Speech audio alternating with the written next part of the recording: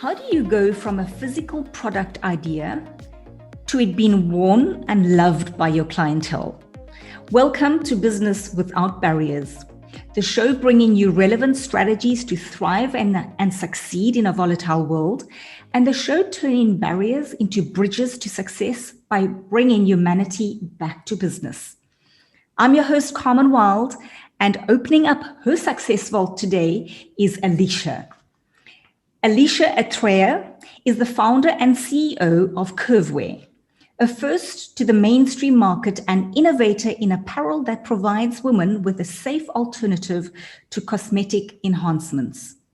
Rising numbers in cosmetic enhancements, as well as an increase in societal pressures, have affected consumers' self-perception. Kurvwear positively impacts the lives of women by preventing them from permanently changing their bodies to conform to a societal beauty trend. A very, very warm welcome to you today, Alisha. Awesome to have you on the show. Thank you for having me, Carmen. It's a pleasure. Tell us a little bit about Alisha as a child. Alisha as a child, definitely very talkative, but I've always been very ambitious and I love to read. In the middle, I kind of lost touch for a while, but I still love to read in my spare time, just to wind down after a long day.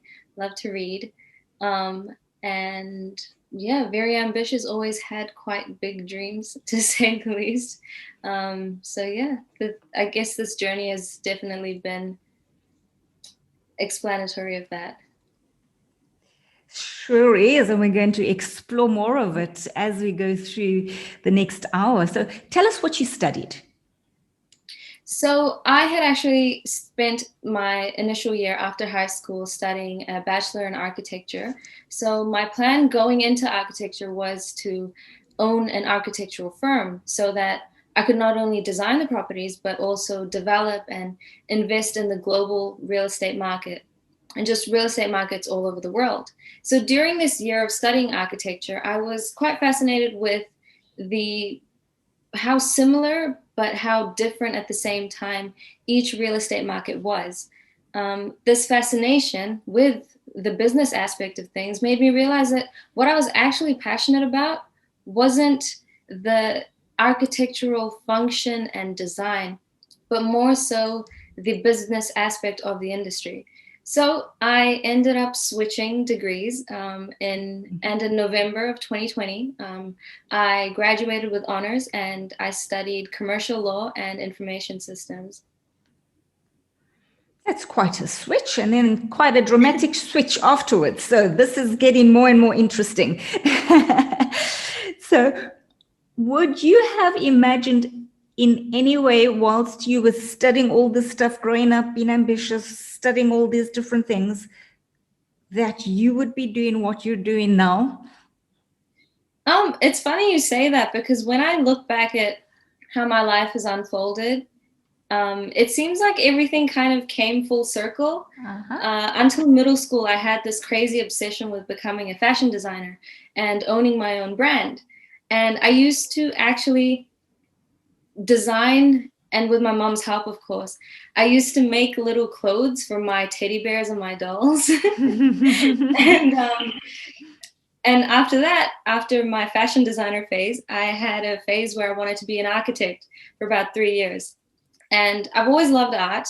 I love sketching and I love anything creative. So towards the end of high school, again, I changed my mind. And because I ended up falling in love with the sciences and accounting and calculus and economics, and more so the academics.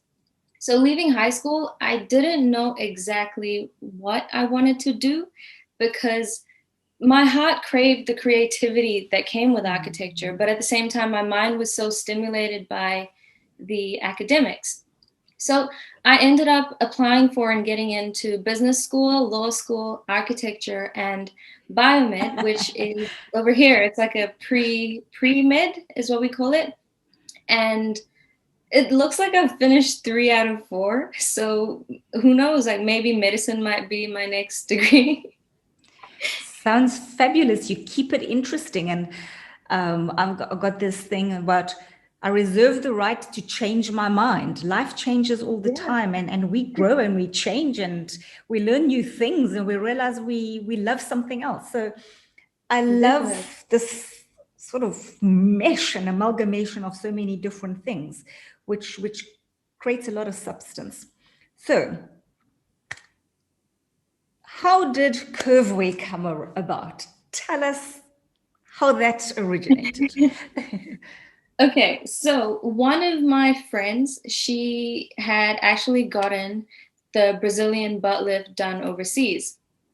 So for those who don't know, the Brazilian butt lift, essentially it's a cosmetic procedure where they do liposuction and they take fat out of different parts of your body and they put it into your butt. So the problem with her procedure was that she paid $1,000 as opposed to the average surgery price, which is around $7,000 to $10,000. And because of that, she faced complications during the surgery. And once I heard about it, it made me look into the procedure a bit deeper and understand what really went into it. I noticed that the BBL had one of the highest complication and fatality rates out of all of the plastic surgeries on the market. And it made me question why something like the push-up bra existed.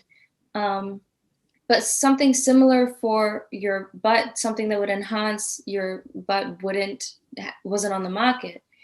And in May 2019, I tried to figure out how this crazy vision in my head would even work. And I quickly came to realize why something this crazy didn't exist. So when you compare, say, your chest, which is very stationary, to your your legs, which are constantly in motion, you understand it's very difficult to figure out how to make the product work, because the most challenging part of creating such a product was figuring out how to make this remain a secret despite how much the customer moved. Alisha, I just want to make something clear. So the product you are speaking about that you had in your head, so just describe that to us first before you tell us about the complications with it. Okay. Just want to make that clear, what you're trying to create. Of course. So the Curve Short provides women with a safe alternative to the Brazilian butt lift. It has a spandex and mesh polyamide. It's made out of a spandex and mesh polyamide fabric, which compresses and controls like inner thighs, stomach, and all the problem areas, while it has insertable pockets where removable padding inserts are put into. So the reason why I opted for removable padding inserts as opposed to something stationary that was constantly there was because every woman's body is different, and the position where, say, my anatomy compared to yours or someone else's, it's completely different. So the reason why it was removable is so that people can adjust it as per their liking. So with the removable padding inserts, by adjusting where you put it, you can also change how dramatic the look can be.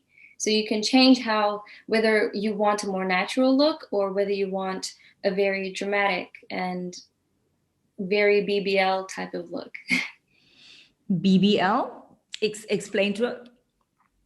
So the BBL is the Brazilian butt lift. Brazilian butt lift. Okay. Yeah. Okay. Yeah. So you got into your beautiful mind after your friend's experience that you want to create a short, this curve short, that gives you the same experience and look as what cosmetic surgery would do. Okay, so that was what you started off as the idea. Okay, so now that we know what you're wanting to do, explain to us how you actually, what happened? What did you do? I mean, you've got an idea. Where do you go next with that? I had an idea. It was a vision, very blurry vision, to be honest. So I didn't exactly know initially how to pan things out. I didn't know how to sew. I didn't know that you actually had to have a pattern before you could make a garment.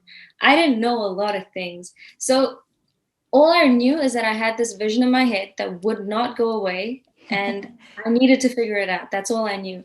So I made about 32 samples, and with each sample, the vision got a little bit clearer, and I managed to figure it out until a point where it was ready for the market. So I made 32 samples on my bedroom floor, which is probably why I have such a bad back, but that's so I made those samples myself and then took it over to the manufacturer. And yeah, 37 samples later, my dream, my little head baby, my vision came to life. 37 samples later, you've got Yeah. something that was just an idea and you've actually got a physical product. So how did you know 37 samples later that it was actually ready? Because I'm a perfectionist, and I'm sure something I've learned now, as opposed to what I didn't know then, is to not be a perfectionist, because in order to reach perfection at some point, you need to have that first draft. So in terms of how I knew it was ready to go was because the market was first of all ready for it. And secondly, the product met every single criteria, and I tested it out with several different people, different body types, different anatomy, different types of bodies, people sitting, standing, running, anything possible, anything you can imagine, sitting in very weird positions as well.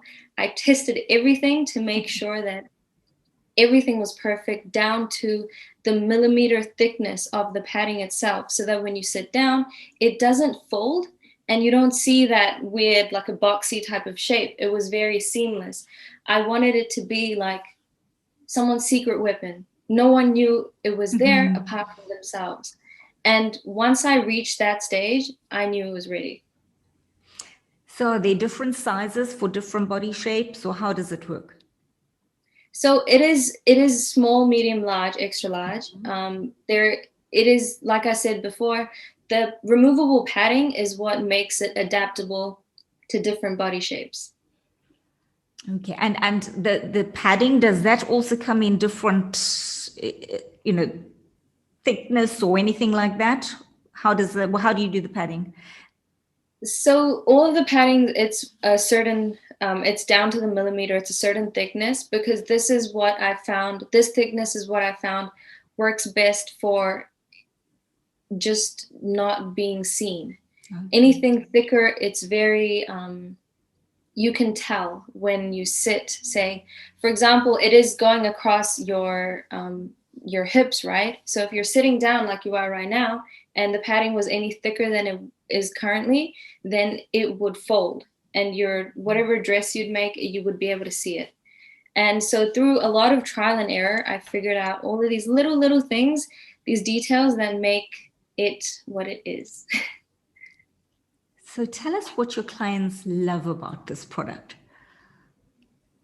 Um, I think that so the first thing that I do every single morning is check my emails, and every single day I see these long and emotional messages, like emails from customers. And the feeling that I get is honestly indescribable. I am so blessed, and to be in a position where me, my company, and my product is the reason why someone on the other end of the world feels so confident, comfortable in their own skin, and just empowered in general. One of the customer emails that I can remember off the top of my head said, "I've never taken so many photos of myself." And it's a simple statement, but I think that sums it up. Yeah. Because the curve short truly does bring you closer to yourself, whether that's an acceptance of yourself, appreciation of yourself, or just confidence in general. It's the feeling of walking a little taller, I guess, or holding your head a little higher. And I don't know how to describe it, but that's what my customers love. And I always tell people that my company, we don't sell products, we sell a feeling. And the feeling is being able to conquer the world. So if you want to conquer the world, then you need the curve short. That's incredible. So you're not actually selling a curve short. You're actually selling the ability to conquer the world. Everything that you've said, the acceptance, walking taller, bringing you closer to yourself, the confidence, the comfort, feeling empowered. So that's what you're ultimately selling, which is incredible. Yeah. Tell us a little bit about what is actually the problem that leads a woman to need a curve short? What's going on in a woman's mind that makes her feel uncomfortable or not confident? Give us a little bit about that, the physical problem that's going on that leads to women not feeling comfortable, etc. Being a woman myself, of course, one of the challenges and the reason why, the point where I knew that, okay, I have to release this into the market, I actually found myself on social media one day, on Instagram, scrolling through as you do, and I came across this beautiful girl, and she looked so beautiful, and she was so perfect in every possible way. And I just finished going to the gym for 3 hours, and I trained legs. I did everything possible. But I still looked at her and I was like, wow, I wish I looked like that. Do you know what I mean? And it's that feeling, I guess it's wanting to solve that feeling, wanting to make sure, just like how I felt, I'm sure you've at some point worn a dress and looked in the mirror and thought, I wish this was a little bit different. Or I wish things were, however, if you know what I mean. And that's something that every woman goes through. And that's just the societal pressure that's being put on us. And although we can't completely elevate the pressure, what we can do is mitigate it through finding alternatives to make ourselves feel better rather than succumbing to the pressure itself and getting these cosmetic enhancements when they're really just fitting into a trend, and this trend's going to go away. Just like beauty trends, just like fashion trends, the bag that was in trend last season isn't now. So we can't allow society to dictate how we treat our body and how we, control ourselves and what decisions we make in regards to our health as per a trend. And so that is what I think, how I knew that it needed to be done. And how, I mean, I know you effectively launched the company when? When was that? August 2020. And honestly, the launch was by mistake. So one of my friends, I initially did the photo shoot for the product in January 2020. And because COVID hit and everything was kind of shut down, I was like, okay, maybe now's not the perfect time to launch the product. So I held off. And in August, I was just simply telling one of my friends about it. I was just telling her, and she ended up posting it on her Instagram story. And then it gained a lot of traction, and then everything just happened quickly. And then I ended up launching. So that's kind of how it worked. And I'm so grateful now that I think about it. It makes sense that everything happens when it's the right time for it to happen. We can't force something. No matter how many dates I sit here and pick, if it's not the right time, it's not going to happen. Yeah. Spot on. I mean, everything happens in its perfect time. And that accidental launch was the perfect time for it to launch. Yeah, I owe her everything. I tell her all the time, I owe her. Beautiful. It's amazing how these angels come into our lives when we need them most. Definitely. Tell me, what were some of the initial challenges that you experienced So now you've launched. Now you got to get things going. And what happened after that launch?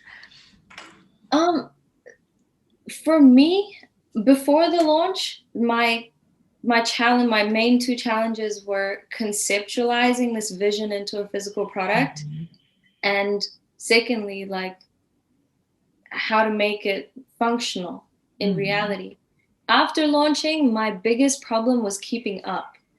I didn't the support and the feedback from people and the customers and everything had been overwhelming, and I'm so grateful for how quickly things have progressed, but I was struggling to keep up. And even to this day, to be honest, I'm still struggling. I think I've just gotten better at hiding it, but um, I'm definitely still, that's something I'm working on, but keeping up with the demand and all the things that need to be done and adapting in relation to that was definitely my biggest challenge after launching. And do you have support around you? How are you? What are some of the things that you've put in place to help yourself with the demand that's come through? Do you mean in terms of like a team or like family, friends? Or? So both. So personally, things that you've put in place just to be able to stay in a place of resilience and energized, and then also on the business side. Give me an idea of both. I'm in terms of resilience, it was more so, I'm a very stubborn person. If I want something, I have to have it. And what I wanted, my purpose for this whole brand, this whole journey, I spent a year making 37 samples on my floor. I wasn't going to give up like until I got to where I wanted to be. And so I've definitely come a long way. I've achieved a lot of things that were once just a dream to me. It was just part of my vision board. But at the same time, I also know that I'm not as far as I plan to be. I've come so far with what started off as like a blurry vision, and sample after sample, that vision became clearer. But the only thing, like I said, that allowed me to get to this stage was my stubbornness, because the stubbornness led to resilience. It was my commitment to solving the problem and not accepting failure as the end of my journey. It was more so like the hunger that I had inside myself to achieve something that was greater than myself. It was so because every time I've succeeded, if I can count how many times I've succeeded, but I've failed 100 times at least for every time I've succeeded. And it was initially, I would let it get the best of me because I didn't know how to deal with it. I didn't understand how like to take the no answer from people. But no matter how many times I felt like my world was falling apart, I was up at the crack of dawn, ready to fix it. And so the stubbornness is what made me resilient, determined, and just unwilling to settle, unwilling to take no for an answer, because as time went on, I realized that the only reason why people are saying no is because they don't see the vision like I do. Mm-hmm. So no matter what happens or what anyone says, I just have to keep going. And at some point, everyone will understand. But if I stop, then they will never know what I was talking about. So what are some of the no's that you've had to, that you have experienced so far? Where do I start? Give us maybe one of the bigger ones that was like, really? One of the main biggest, so as I mentioned, this product doesn't exist in the market. Mm-hmm. It was something that I created, and essentially Kurvwear has created a new market for itself in padded shapewear, innovating in clothing and technology, combining the two. So every time I went to a manufacturer, at least in the beginning, they would just say, they wouldn't understand what I was talking about. they'd be like, oh, this isn't really possible. Like, what do you mean? So it took so many no's, no, I'm not going to do this, to finally get someone that said, okay, I'll try it. But the only reason they said, okay, I'll try it is because I wouldn't leave them alone. So, so, so again, resilience, I had to have it done. So it took, that was one of the big no's. And a lot of the times after each of the manufacturers made me wonder, like, should I just stop? Is this like a ridiculous idea? Like, should I just, like, if a manufacturer who's been making apparel for so many years, if they're saying it's not possible, should I just stop? But I knew that I couldn't, because I needed to see it happen. And that was one of the big no's. Another big no would be, I can't think of anything that broke my heart more than that, to be honest. Oh. And when this manufacturer said yes, I mean, that must have been the most incredible, just relief. Yeah. I remember when it was 4:30 in the morning or something. And I was like, please say yes.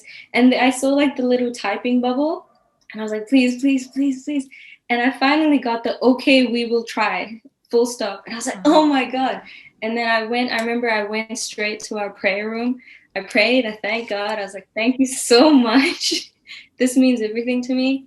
And then I got to work. I sent them everything that they needed, all the packs. I sent it instantly because I didn't want them to change their mind. So got everything out to them, and then we began. Are you still with the same manufacturer? No. A different story. That is a very complicated story. Okay. So within the last year, you had a lot of no's, a yes, and then a change at some point. So it's the stubbornness needs to keep being there, because the road gets bumpy even when there's success. More challenges come along the way.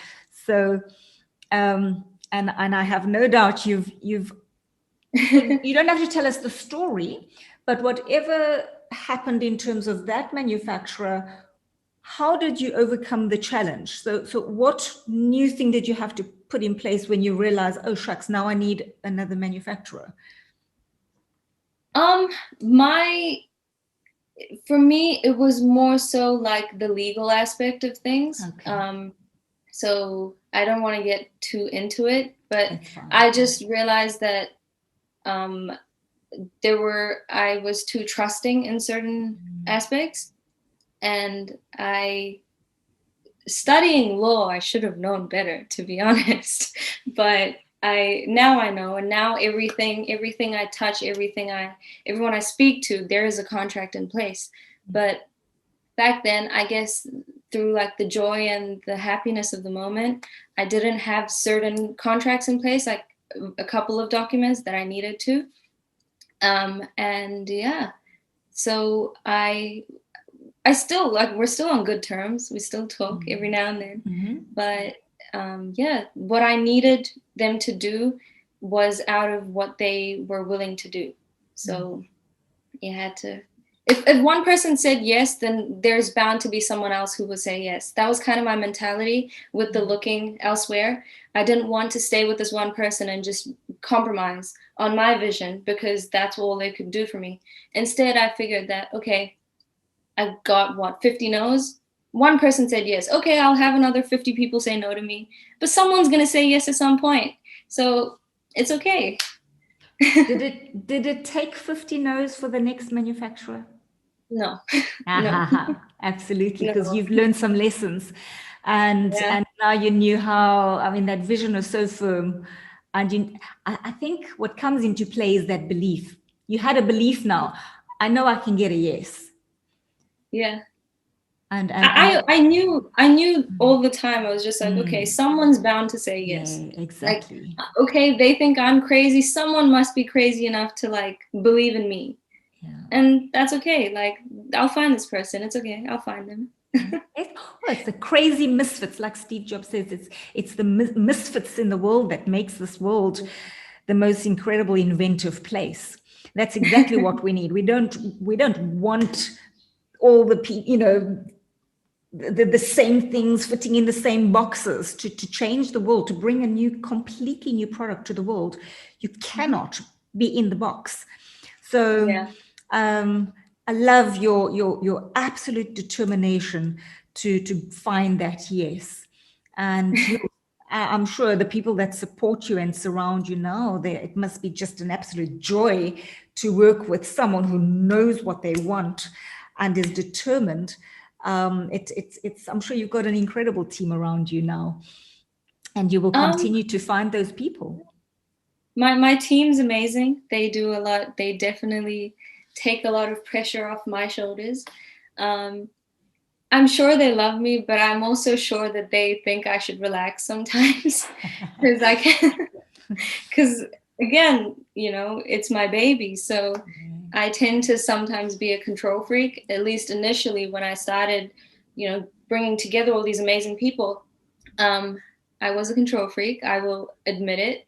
But one thing that I learned throughout the journey and through managing people and just hiring and allocating responsibilities, just managing on a owner level, as like a founder, owner, CEO level, is to just delegate. If someone can do the job 80% good of how I could do it, that's good enough for me now. Because every single role that I've now hired to, I've done that role. Like I've done it myself initially when I didn't have anyone to help me. So, and that was something that I definitely recommend to any entrepreneur. Before you start hiring people, make sure that you are very proficient in every single role and every single aspect of your business, so that whoever you hire, you know exactly what they're doing. You can add to them and you can give them advice and you can create like a strong bond and collide forces sort of thing. But you need to know what's going on. You can't just blindly hire people, because then it's not your vision anymore. Such wisdom. Alisha, am I allowed to say your age? Yeah, of course. Alisha is 22. She launched her business in August of 2020. That's not even 1 year in business. And these are the lessons that she has learned. And just with such poise and humility. It's incredible. There's so much confidence and so much humility and gratitude, which is really beautiful. How big a team do you have to draw on to do what you do? I'm still currently in the process of hiring more people. My first hire was essentially like a virtual assistant, just to have someone to do like the tedious work for me, just to start with one person. If say even that was like scheduling Instagram posts, or I'll send them like just a quick drawing of this is how I want this week's email marketing subscription to be. They'll make it. Just tedious work like that, time-consuming work, give it to them. That was my first person. But going forward, I've started to hire more expertise in different aspects so that there's more growth and there's more creativity. Of course, I did the role for the business initially, but there are experts who have studied that and who are way more qualified than I am in that position. People that have studied marketing, they have that creative edge. So what they can add and the value that they bring to the business would be completely different to what I can imagine myself. Yeah. So to anyone who's looking to hire, I would definitely recommend first getting a virtual assistant. And this can be done virtually. You don't have to hire someone in your city.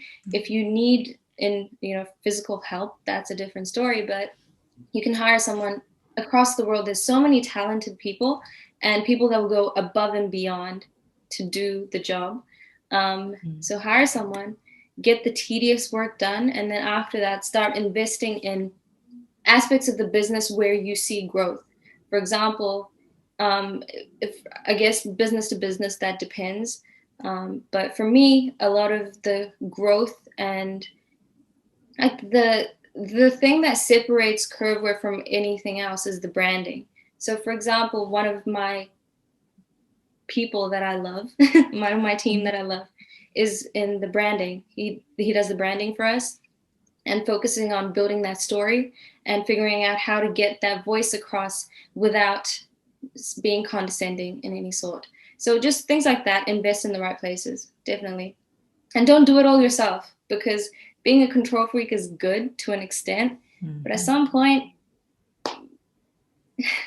it's not worth it. You'll burn out. Yeah. And again, wise words. So from a manufacturing perspective, and this is entirely up to you if you want to share, if you look at the growth already, what kind of numbers are you needing to manufacture? Where do you see this going? You know, give us an idea of the growth already. I wouldn't be able to disclose the exact numbers, but what I can say is, especially with the Nordstrom launch coming up, I've definitely had to manufacture like a mass bulk specifically for that.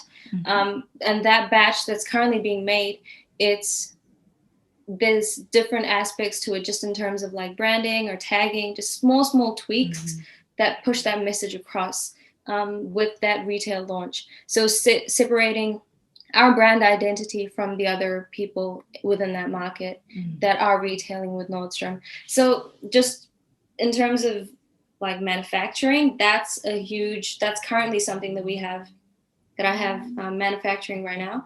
So I can kind of talk about it. But yeah, that's all I can kind of say. Yeah, that's perfect. Tell us about this exciting launch with Nordstrom.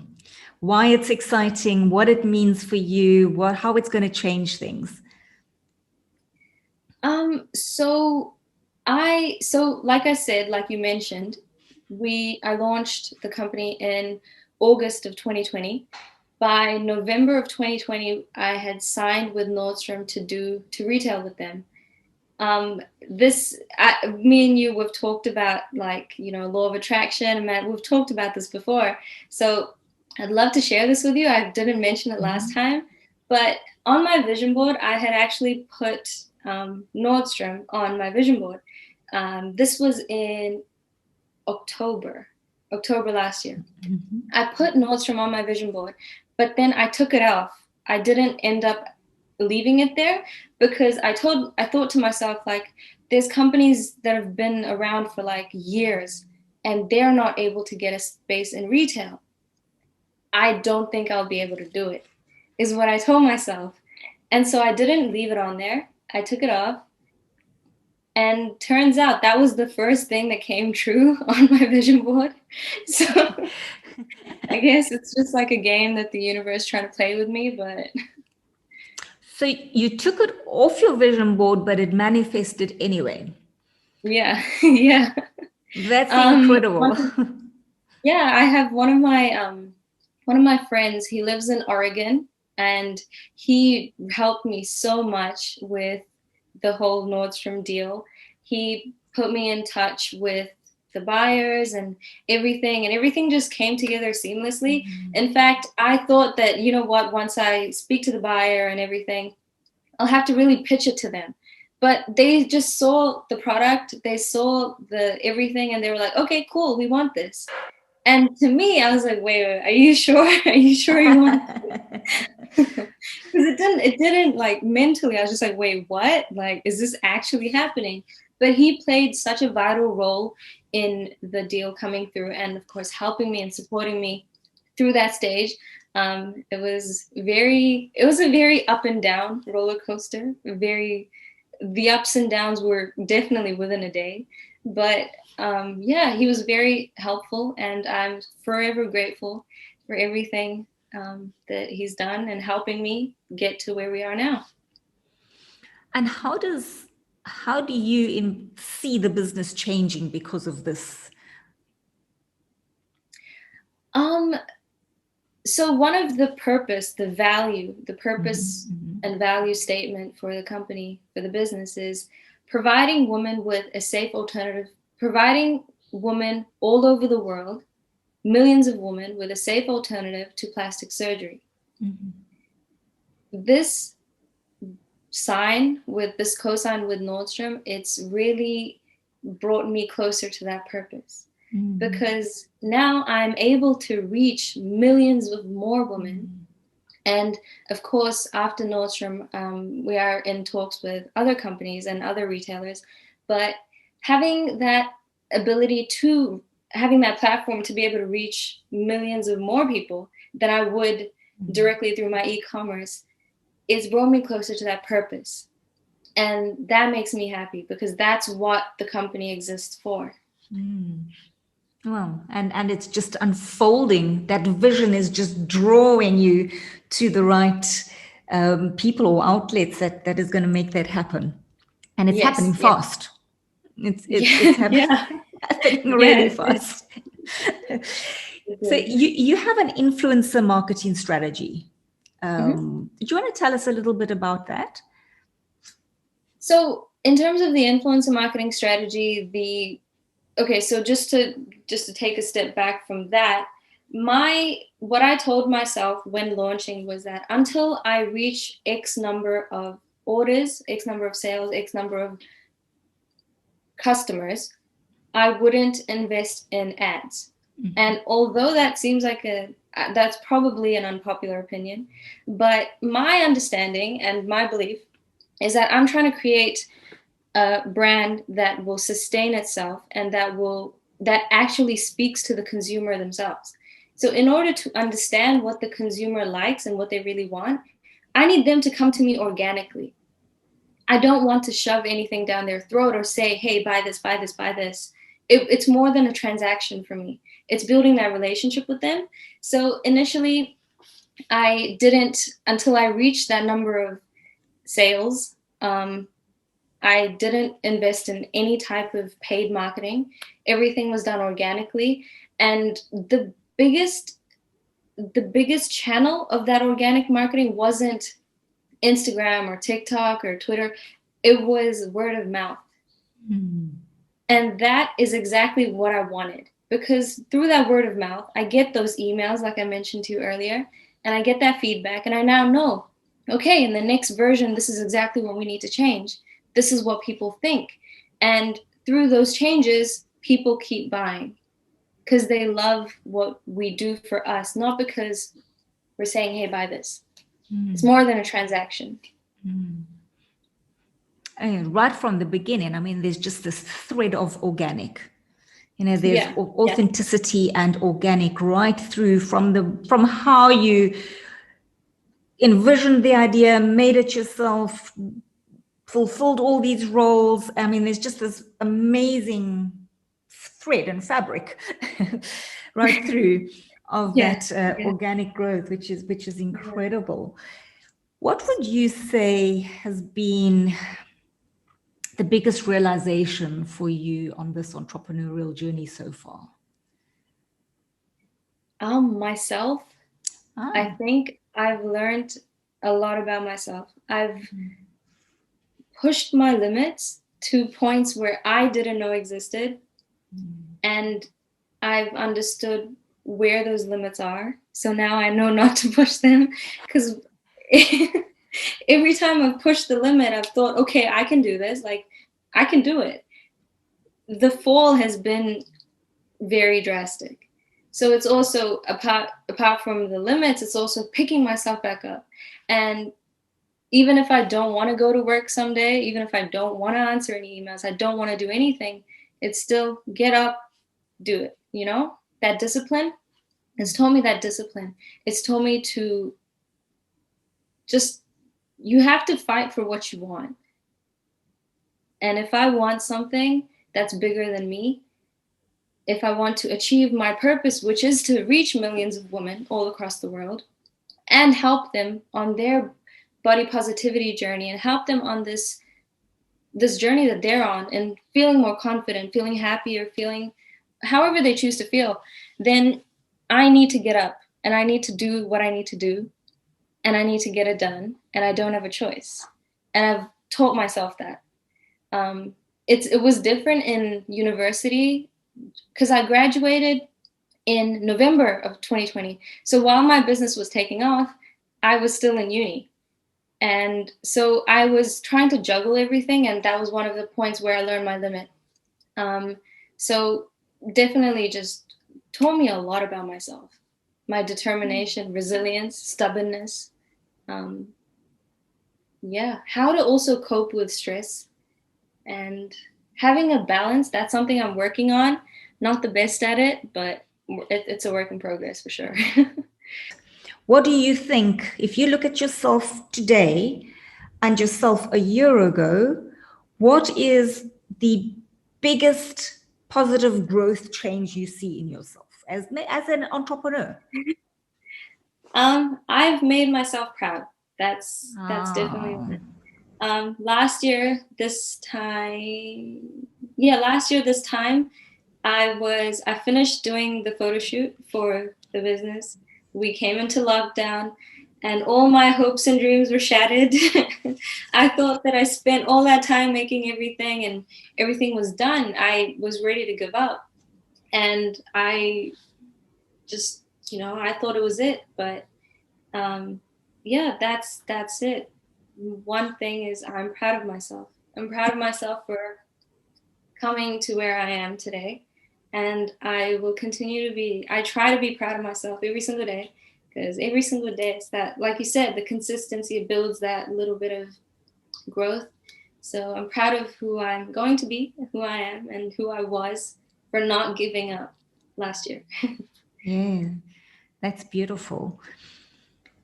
Is there anything you would, knowing what you know now and looking back, is there anything you would have done differently at the beginning? No. Ah. I think one thing that I could potentially think of is in terms of the fact that I made the samples and everything myself, the 37 samples. I guess I could have outsourced, I could have got someone to do that and maybe finished it in 10 samples. But the thing is, like, once making those samples myself is what taught me so much. I wouldn't change anything. I honestly wouldn't. It would have saved me time, definitely, and maybe this journey would have been a bit further along than it currently is. But just through that, making everything and doing things the way that I've done it is what's brought me closer to myself. And that's what really matters to me. Understanding myself and, like I said before, my limits and everything through this journey is what I aspire to do. So if you were to finish the sentence, life is what would that be? It's a blessing. It is definitely a blessing, but it's also a roller coaster. But you need to know how to ride the roller coaster. But in order to learn how to ride the roller coaster, you need to go on the roller coaster a couple of times before you can become numb to it. You know what I mean? So life is a blessing, but it's a roller coaster.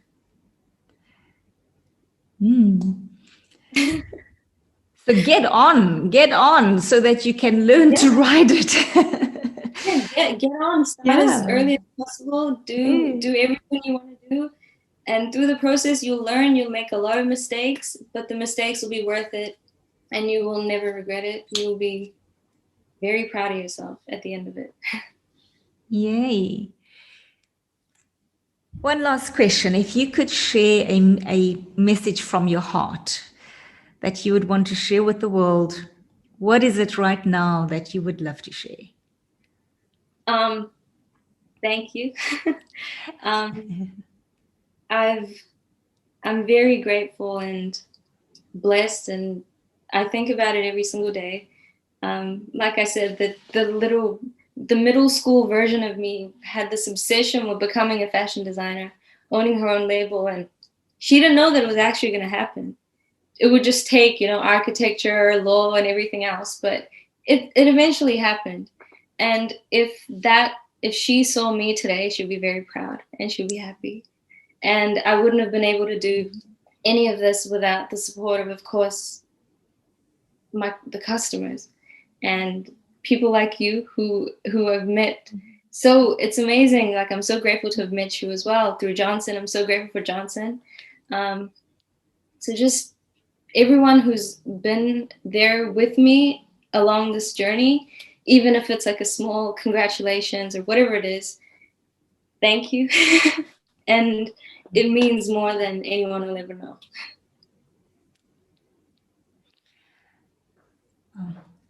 Thank you, Alisha. Thank you. You know, that attitude of just beautiful gratitude and everything you've shared with us. Thank you. Thank you for going out there and following your dream and your vision and being stubborn enough to show what's possible, because you're a beautiful beacon of possibility. That's what I see. And thank you for being that. Our world needs people like you to test the limits. Thank you so much, Carmen. Thank you. So thank you for being on the show today. And we wish you just the most unbelievable ride, filled with joy and blessing and continued success. And what you bring into the world in terms of women feeling confident, comfortable, feeling like they can conquer the world. That's an incredible vision. So we're right behind you. Yeah. Together we're going to conquer the world. So yeah, totally. Together we can conquer the world. And to everyone watching and listening, wow, what a beautiful testament to what's possible. What's possible when we just allow ourselves to dream. What's possible when we have a vision and we don't actually stop with the no's. There are many naysayers. There are many people who don't believe. There are many people who can't immediately see our vision. But when we have our secret weapon, which is about staying in the game, believing in yourself, believing in that vision. But I think the biggest thing that we've learned is this was a vision bigger than self. This was such a notable and noteworthy and noble vision for Alisha that the no's didn't matter, because the vision was there about the people she is serving and what she was bringing to market. And when we have something like that, such a worthy cause, we are able to sail through no matter what lows there are, because there are always highs as well. So definitely tap into your vision, make it happen. And wow. Start today, definitely. Start today, and we can conquer the world. We're there for each other. We can conquer the world. And I'm here for anyone. If anyone needs anything, I'm here for you. And I will believe in your vision even when you don't believe in it yourself. So wonderful, because that's exactly what it is that we need. We need to surround ourselves with believers. So go out there, dream big. Go out and make that vision happen, and together we can conquer the world. Thank you. Thank you. Thank you.